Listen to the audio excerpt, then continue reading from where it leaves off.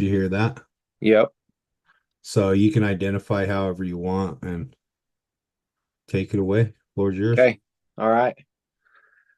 Hey guys, I'm Kyle and I'm a recovering alcoholic drug addict. My sobriety date is April 9th of 2023. Um, my story begins, I lived in a normal upbringing. My parents were divorced, but both of them were still in my life. I had a normal upbringing, both loving parents, no substance abuse or alcoholism abuse in our immediate family, extended family, like grandparents on one of my parents' sides. Definitely had it in the blood, but as far as in our household, that wasn't an issue. And so grew up in Ogden, Utah, playing sports, playing in the neighborhood, kind of like old days. You know what I mean? When we got done with baseball, basketball started. When basketball was over, it was time for football season. And that's just kind of how my whole childhood went, you know. My mom raised all four kids. My dad lived in Salt Lake, but did the did the divorce schedule. He came up once a week or to all of our games, and then every other weekend. So I didn't have a lack of love in the home. Um, and then my mom went back to school when we were younger, and so she was working full time, trying to get a college degree and raise four kids. And so we kind of were raised a lot by my grandparents. They lived close to us and kind of stepped in the parental role quite often.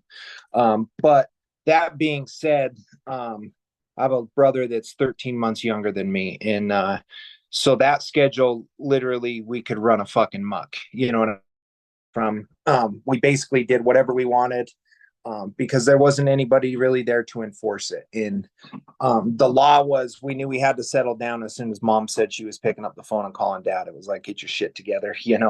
We don't want him coming up from Salt Lake. So yeah, a normal upbringing as far as that goes.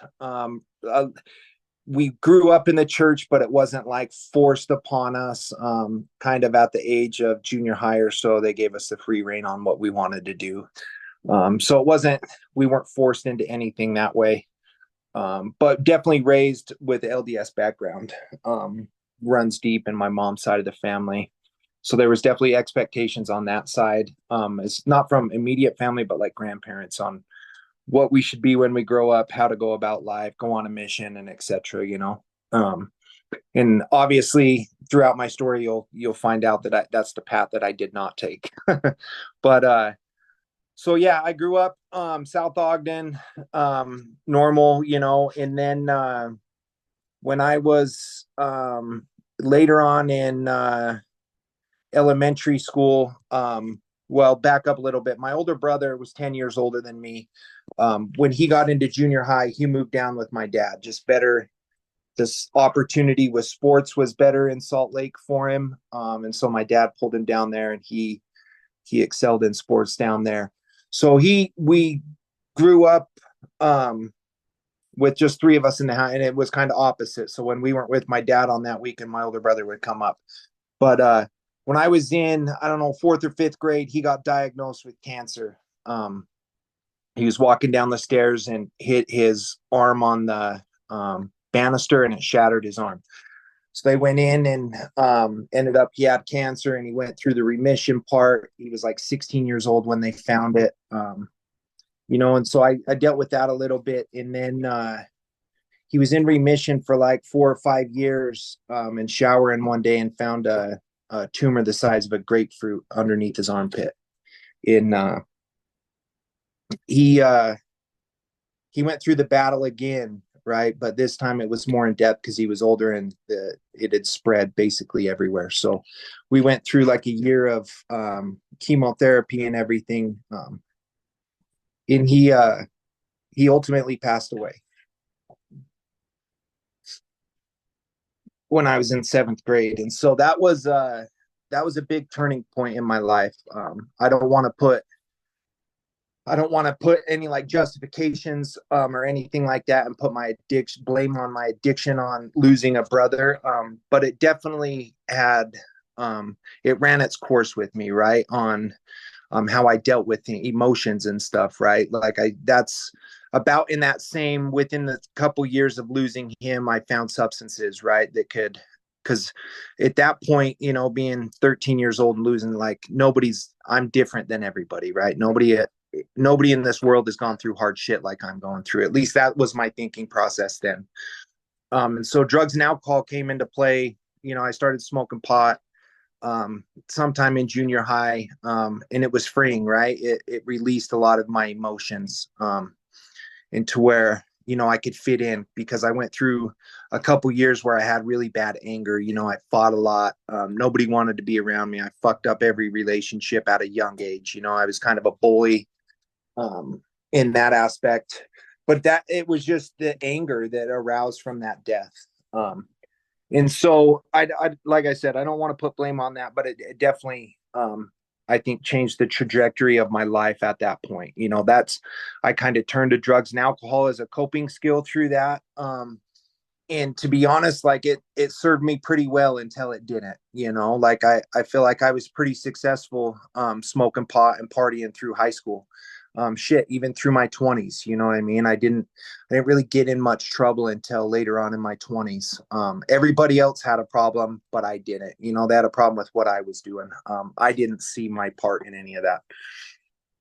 And so fast forward, I go to high school, and I get introduced into pain meds, right? So I start dabbling in those here and there. Nothing. I don't. I don't know that I can say not addicting, but at that point in time, maybe I just didn't connect the dots. You know what I mean? I was a recreational user. They were harder to get back then, being the age that I was. I didn't have money to purchase it, you know. So when they came along for special occasions like a party or a dance or a concert or something, I partook in those. And then sometime, um, I had you know, my wisdom teeth out, so that kind of ramped up. And in the meantime, in that, I'm learning that the concoction of, you know, Loratabs and OxyContin and alcohol really make me feel good, and I'm on top of the world at that. You know, so I run with that for quite a while. Um, didn't really have any major run in with the law at that point. You know, I think I got one underage drinking ticket, but nothing serious. And then I get I move out, I graduate high school, and I start working um, in construction, you know, and I'm working with a bunch of older dudes. So my drinking definitely ramps up because they can buy it for me. And we're working long hours. And that's just what people in construction do is they, you know, 5 o'clock, they start popping tops and finish the 12-hour day. And so I really started drinking a lot more in my early 20s, I think, because it was easier to get because I could buy it. But I still had that itch for pain pills, and when they would come around, I would get them. And then I noticed I was getting them more and more and drinking less and less. You know, they were easier to get at that point, and that's really what took me. You know, and so I don't know exactly when, but I was some kids I used to run around with. I vividly remember like going out of town for work and being like, holy fuck, man, I'm getting sick. I got the chills because I'd never experienced detoxing before, you know. And finally I was away from the pills for a couple days or a week or something and started the detox period. You know, that was the first time I'd ever experienced something like that. And so immediately they couldn't get it, so I hopped into heroin at that point, and ran with heroin for a while. And so I think this is about the time that people started catching on, you know, to what I was doing. I think I always had a good grasp on a lot of it because I was a hard worker. You know, I had a really good job. I had my own place. I paid my bills. You know, and I'll get to the point in the story that I had it all together until I didn't. You know what I mean? And I think that's a powerful thing about addiction is it's condescending like that. You think you have everything and you do 1 minute and then it's gone the next, you know, it's a fine line that you don't know you cross. And so I start getting deeper in that, start losing weight. Family members start noticing, and so I'm about ready to get kicked off my mom's insurance at 25 or 26 years old. And so this is the first time I've ever introduced into like Alcoholics Anonymous or a treatment center. I'm 25 years old and I go to Ogden Regional ACT. And I think I did their 90-day into it. Back in the day, it was an IOP, but it was like super extensive. Like I had to be there at 8 in the morning and I went home at 9 o'clock at night. I don't think they have that version of it anymore, but basically all I did at home was sleep. I ate there 3 times a day and whatnot. So I went in, because everybody else had a problem with what I was doing. I didn't have a problem at this point, like my mom said I was losing weight. My dad said I drank too much. All my friends didn't want to be around me, but I didn't have a problem because I still had a place to live. I still worked a lot, and so in my eyes, what I understood a drug addict to be in is the bum on the corner, um, I didn't realize that their addiction shows in various ways, First, I was the stereotypical person where it's like, I'm not that guy. I got all my teeth. I've never been to jail, all that, every excuse, and justification I could for somebody to think that I'm not a drug addict and I'm not like that guy in these rooms that I'm forced to sit in. So I go into this treatment center checking a box. I'm going to get everybody off my ass. I'm going to lay low, and Kyle's going to go back to doing what Kyle always does. I got it under wraps. And I did pretty well. I think there was a point in the ACT where I kind of bought into, some of it. I started working the steps. I did a half-ass 4-step, so I thought I was on top of the world, but I didn't really realize until this last go around, and I'll get there, but how important like your personal inventory and being honest on a step 4 is, because our secrets are what keeps us sick. And that's last time I was able to undig a lot of that trauma. But I'll get to that. Anyways, so I go in and I do pretty well. I sober up while I'm in treatment. I get out and kind of go back to my normal life. I'm still going to meetings, and not really at this point. I can say this knowing its faults now, but I basically what the ACT taught me was to drink beer and use heroin like a gentleman. You know what I mean? It wasn't an all day, everyday thing until it was. And so I got out of treatment. I was good at going to, all the aftercare for about 6 months. And every once in a while I'd sneak a tall can or smoke a joint, and then that led me to places that I shouldn't be, right? Like I've had a sponsor tell me that I need to find new playmates and playgrounds. And I didn't follow either one of those, right? And so I'm at the playground I shouldn't be at with playmates that I shouldn't be around. And one of them has a pocket full of pills, and I'm off to the races again. And so this time I in the middle of this, I get in the relationship that I'm still in, and everybody's proud of me because I'm in recovery. I still have it under wraps. Like I get fucked up when nobody's around, and I'm not strung out at this point yet, so I can do it on the weekends or when I go home and nobody sees it. And then little things start creeping in, until I'm basically strung out again. So at this point, I'm given an ultimatum with family again. To go into treatment, family and my partner, right, to go into treatment. And so I finally go in to check a box again, right? And I go up to Action, and this Action, I did it half-assed, but that's where I got like the knowledge and the love for AA that I have today. But I don't think there's a place that teaches the principles, at least that I've been, and in-depth step work like Action did, right? So I got a taste of it, right? This is kind of where my recovery journey starts, or at least where I get an itch to know something else is out there when I want it, or when I'm ready. So I kind of do the same thing that I did in ACT, right? Except for I start getting called out on my bullshit there, where I'm sneaking in fake piss and they're calling me out in family group and I'm having to explain to everybody's spouses, pretty humbling experience. I don't recommend it. Um, but I do this, and I ended up getting kicked out because I couldn't be honest and own my own shit. Finally, I that's kind of how my alcoholism and drug addiction works. Is I try and outthink it, outsmart it, outrun it, right? And today I've figured out that I had to lose the battle to win the war. That's one of my favorite sayings, and that's the conclusion that I'm at today, right?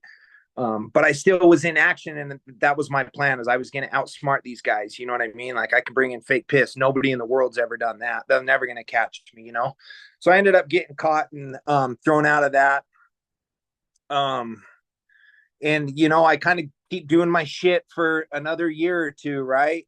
Um, at this point, like everything's unraveling. I had a business with my brother, and things start happening, money starts disappearing, that goes to shit, you know what I mean? And now I got a lot to explain. And so this was about the time, I think this was like right when COVID was starting, another ultimatum, and I think at this point I'd seen it. I was desperate enough that I kind of wanted to buy in. And so I didn't have insurance because I was self-employed, and so I was trying to get on Medicaid, and it just wasn't happening. And COVID was going down, and they were going to lock places up. So I go to Red Barn, um, just to do an interview to see what it was like. And they ended up doing an intake on me.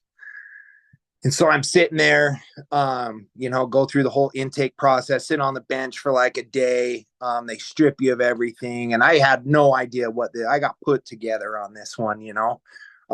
But at the time, it was all I had. Like I knew I needed something and nobody else was there. So it was like last resort. It's like, whatever, I got to do something. Um, so I ended up making it in there like a couple days. I didn't have a court commitment. So I ended up leaving. But in the process of being in there, when I left there, I knew I had to go somewhere just to be accountable to like family. I told them I would. And I really wanted to get sober at this point. So I leave Red Barn. And at that point, I have enough days to get on the Vivitrol shot, right? So I ended up getting into treatment center in Utah County. And I'm clean when I go in. So I didn't have to do the whole detox this time. I've been in detox. I couldn't tell you how many times. I've been in psych wards. I've done it all, right, just to get into treatment centers. So I go down to Utah County and I do like 90 days inpatient in Utah County. And I really have a really good experience. Like I'm getting a taste of sobriety, starting to sleep better. Things are my relationships are improving a little bit. But it's still the selfish thing, right, of me that I want everything to happen on my time. So my relationships, I'm like, fuck yeah, I'm checking the box, everything's coming back, you know what I mean?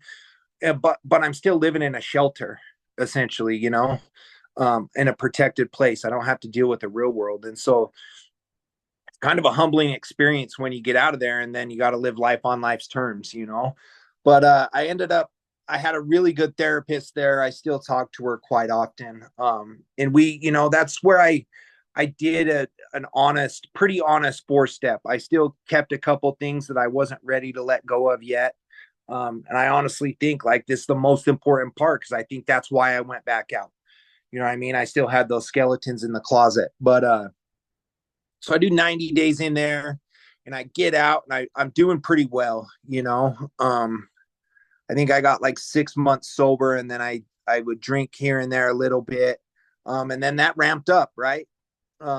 Same thing as before that happened. And then out of the blue, a guy that I used to run around with, hits me up on Facebook Messenger and he's like, hey, I got those blues. And I already wasn't living a recovery lifestyle. I had already drank. So the door was already open, right? Like it didn't cross my mind. I didn't put any thought into the repercussions of this. And so I'm off to the races, on this one. And at this time, Krista's pregnant with my daughter. And that was a big thing. Like I had to get clean. I wanted to get clean so I could have a kid. And finally everything that I dreamed, like my life was coming together, and I was self-sabotaging it, right? Because I like chaos, I guess. I'm addicted to chaos, right? That's what we do as alcoholics. We don't know how to be ourselves when it's quiet, you know. And so short, that guy hits me up in for some blues, and within a month I get a DUI, right? Just strung the fuck out. Um, and I don't know how, but I didn't go to jail because it was during COVID. So it was like a slap on the wrist. Finally went to court like 6 months or a year later. I never sobered up in the meantime, right? Um, so I get this DUI, and I at this point, Krista kicks me out. My daughter's born in the meantime. I keep using. Krista kicks me out. I got to go back to my mom's house. And then I make up all these stories how she's bad and I'm the victim. I'm playing that whole role to get my family on my side. Um, Not owning my part that all of it happened because I was a drug addict, right? Like I had a pretty good life and I'm the one that fucked it up, but I couldn't own that at the time. Um, and so and I keep using, and I get back into heroin. At this time, I start smoking a lot of crack, and doing both of them. Not really drinking at this point. I was just wrapped up in the drugs. Um, and I'm down in Salt Lake picking up, and I drive in and I leave, and I doze off, and I hit a parked car, and I get out and run. Anyways, that results in my second DUI within a year. And at this point, it's like, what the fuck? Now it's like Hail Mary, God help me, 911 prayers. And it still doesn't hit me. Like I still had more running to do after this. And that's the wild thing. That's why I'm not a firm believer in a rock bottom. Like I think that shovel can always go deeper. Because there was a lot of things that I crossed in my life or did in my life that I said I was never do. I got into pulling licks and doing all that. Just what that lifestyle entails is what I did every day. Robbing Peter to pay Paul, stealing from whoever I could, just to just to be well. At this time, I wasn't enjoying getting high; I was just getting right. So I get my second DUI, and I go through the process. Court dragged out forever, so I'm still using. My life just is going to shit, like thing after thing. I'm getting arrested, theft charges, in and out of jail. I never did long stints. I don't know how. Um, but and so then I grew up with Hawk, Dustin Hawkins, that started School of Addiction Recovery. And my mom hits him up, and I'm living with her, and she's like, if you're gonna stay here, you got to go into that program. So I go into this program, but I know everybody, so I'm bullshitting them too. At that time, I'm like I have been in every one of my treatment centers in the past, every deep, just checking a box. You know what I mean? Like I got to do this so I can have a bed at my mom's house. How fucking pathetic. Um, but this kind of goes on, and then I living at my mom's, and I go and I steal something out of a car, and I get pulled over leaving because somebody saw me. And I go to Weber County. I go to jail. And this is the time, like, this is how bad my life got, is when you go to jail and they give you a phone call and there's no reason to pick up that fucking phone because nobody's answering. Like, that's where I was. The officer's like, hey, you got phone calls, call and come to have somebody come get you. There wasn't one fucking person that I could call that would come get me. That's the depths that I was. So I didn't even bother. I was just like, this is reality now. This is probably the best place for me. And I thought I was going to be in there for a hot minute. So I go in, and I think at like midnight, they release me on OR. Like, I'm like, how the fuck is it? So I call my mom, and she's like, you're not fucking coming here. And so that I leave jail and I'm walking out, and there's a handful of people that all got released at the same time, and so I go on a runner with one of the dudes, motel room, just go on one, go off for a night. And this is kind of where my story starts turning around into hope. So I'm not the most tech savvy person. And so they track, my family tracks me because I tell my mom I'm out of jail, but she's like, you're not coming here. And then I just try and dodge it. You know, they're trying to get a hold of me, probably trying to get me some help. Um, but I'm avoiding it. And so I go off all night long and I come walking out to go outside and smoke a cigarette. And there's an Ogden City cop walking down the hallway. And then I see Krista and my mom, you know, and they both start bawling and running down the hallway because they didn't know where I was. Like when I'm in jail, they at least know I'm safe, right? That's probably the best night of sleep they've ever had in the past 10 years is when I went to jail. Um, but anyways, this Ogden City cop comes down, um, you know, and he starts tearing into me, but I just got released. And so they're trying to get me to, or my mom and Krista are like, you can't arrest him. Just, he needs to go back to jail, you know, and they couldn't find anything to get me on. So they didn't have any current charges other than what they just released me for, you know? And so the cops trying to rip me an asshole and it's going into one ear and out the other, you know, and, at this point, I'm like, okay, this is where I get a little taste of surrender. You know, I'm like, okay, I know I need help. I just apparently too big of a bitch to ask for it. But this is when I decided to turn my will and my life over to the care of God, you know? So we walk out to the parking lot and I'm like, let's go to detox. I'll call Tyler Larson. Let's try and get me on the waiting list up at Valley Camp. Like I'm ready. Let's do it, you know? But we go in the parking lot and, you know, the cop was trying to tear me one, but then like Kristen, my mom lied into me. Like I've never been lit up before, you know? And the one thing that stands out, and I can still hear her voice and see her face saying it, but Krista looked at me and said, you're really going to do this. Your brother didn't have a choice. You do, you know, and um, that's when it hit me hard. Like, how can I do this? My mom's, you know, both my parents have already lost a kid and I'm going to willingly do it to them again, where I have a choice to get better. Um, And so from that point on, you know, I made a conscious decision to turn my will and my life over to the care of God as I understood him. Um, and I went to detox that day, right? I got out of detox and Tyler Larson had me a bed at Valley Camp within like 48 hours of getting into detox or getting out of detox. Um, so now I go to Valley Camp and I do 90 days inpatient up there. You know, and this is, I get a sponsor. I work the steps wholeheartedly. Like I've never worked, you know, I've had tastes and glimpses of them. But I work the steps how they're supposed to be work. I get a sponsor that cares about me, that I can relate to, that I can trust, you know, and like I said it earlier on in my story, like there was always those skeletons that I wasn't ready to let go of. Um, and I cleaned my side of the street, right? That's what I can do. So I did that and I got out of Valley Camp in, you know, when I went in Valley Camp, like I didn't have a place to live. Like I wasn't allowed at my mom's house. You know what I mean? Like that's a humbling experience when your own mom says you're not welcome at her house. My relationship was done. I didn't know if I would ever see my kid again, you know. But when I went into Valley Camp, I told myself I have to go in with the expectation that if I stay sober, I'm going to be okay. You know, I had to have that mindset because I couldn't go on in there and bet the farm that if I get sober, everything else is going to come back in my life.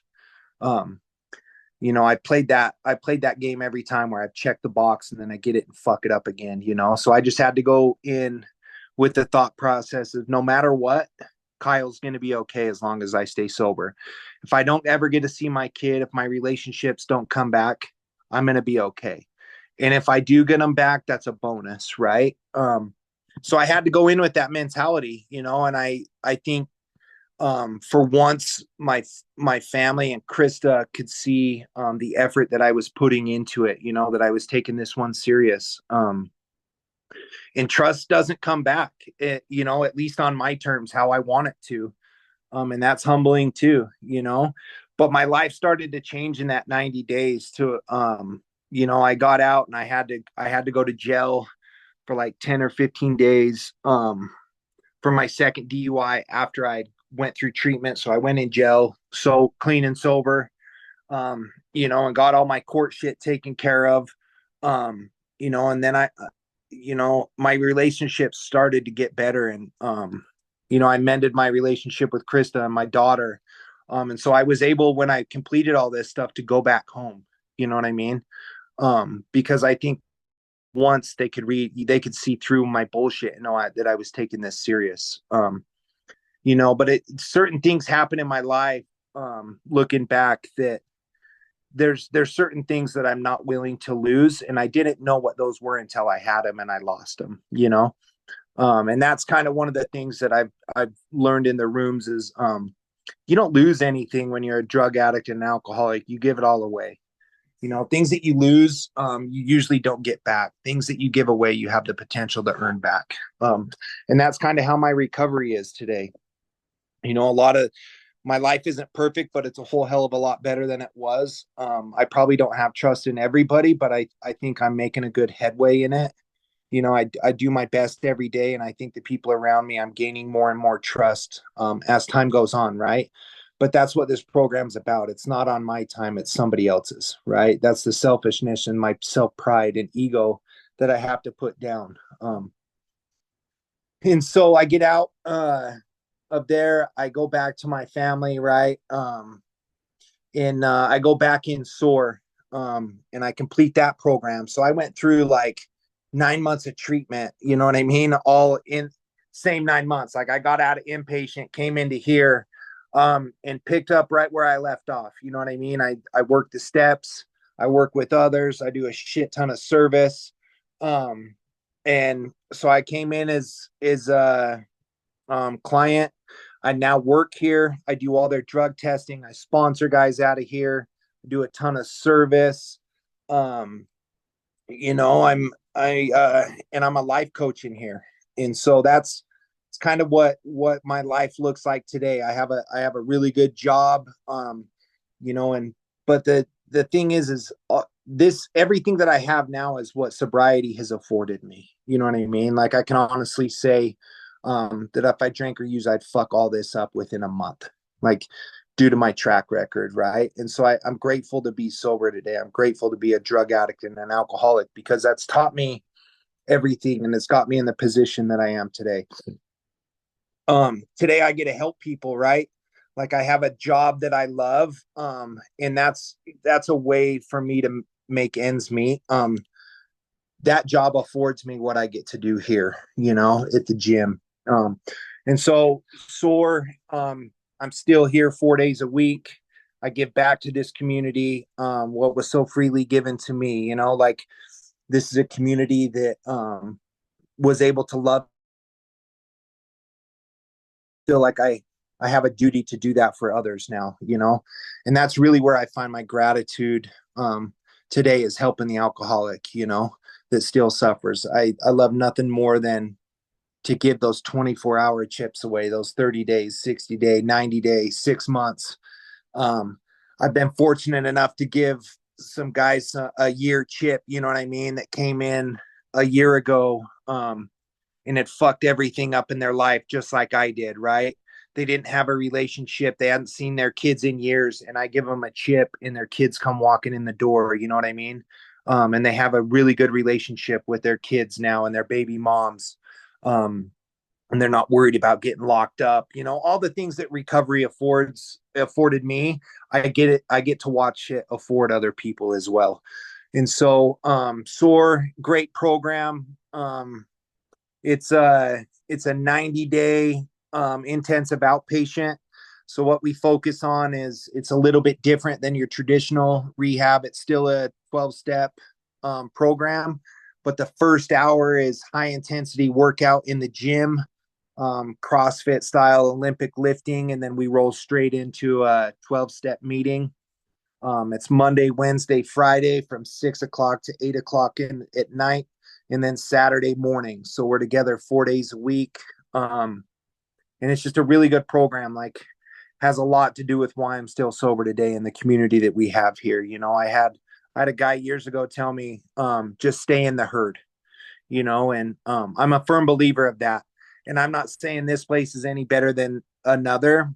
You just need to stay in a herd, find out what your herd is and run with it. And I found my herd here. And so if any of you guys have any questions, Will put the link in the bottom how to get a hold of me if you have loved ones that you need us to talk with, or you're interested in getting them in here, you need info, anything like that, you feel free to reach out. But yeah, it's kind of it's been a wild ride, but I couldn't be more grateful today for what this place, a belief in a higher power, prayer, basically what the 12 steps have taught me today, and the lifestyle, and that it's provided me with and afforded me. So